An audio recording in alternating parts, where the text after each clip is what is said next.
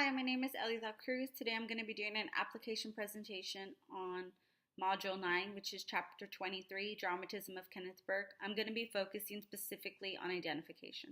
So in this chapter, I learned the importance of identification and persuasion.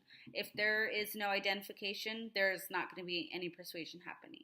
So identification is the common ground between the speaker and the audience, and it can be whatever substance as far as physical characteristic, attitudes, occupations, talents, friends, experiences, attitudes, beliefs that the speaker is trying to have in common or does have in common with the audience. So if there's not a lot of identification, if there's not a lot of common ground between the speaker and the audience, persuasion is not going to happen. So identification is really important when it comes to persuasion. If the speaker can't identify or the audience can identify with the speaker, persuasion is not going to be happening. So the more substance, the more in common between the speaker and the audience, the more identification that there is.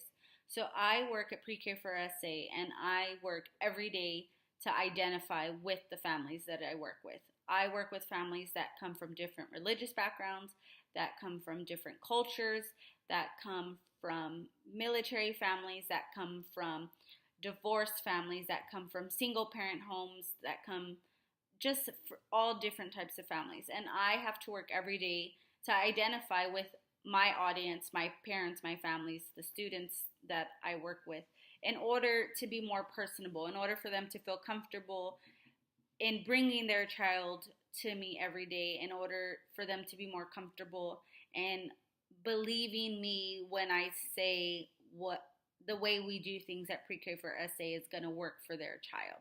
It's hard at times because I'm not a parent, and sometimes they don't know how to agree with me because that's not a substance, that's not a common ground that we have. But I always let them know that the reason that they're sending their child to school is for a better education, to become more sociable, to become independent. And those are all things that I want for their child. Even though I don't have any children of my own, that is still something that if I did have children, I would want for them. I always let my parents know that Pre-K for SA, we're going to teach their child to have their own identity. While they're going to be coming from this different backgrounds, even the students among themselves, they work every day to identify with the other students in the classroom. They work to be more personable, to convince the other students, oh, you do want to play with me because I like superheroes the way you like superheroes. So in the chapter, I also learned that identification works both ways. Not only does the audience need to identify with you, it also helps you to fit in with the culture or whatever attitude it is that you're trying to persuade your audience to believe. Either way, identification is never going to be complete. We're always going to be working to identify with different people or different groups of any background.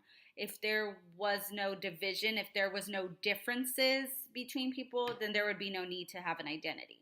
If we all believed and thought and looked the same way, we wouldn't have an identity. We wouldn't be the person that we are if there wasn't differences. So that's why identification is almost a two-way process, but it's also a process that's never going to end. It's going to be an ongoing cycle in order to keep each person to be their own individual, to be unique in their own way. So if you're looking to convince somebody to have the same viewpoint as you or trying to make a new friend, just always think about identification, what it is that you have in common with that person or with your audience. If you have some kind of common ground with them, then persuasion will happen.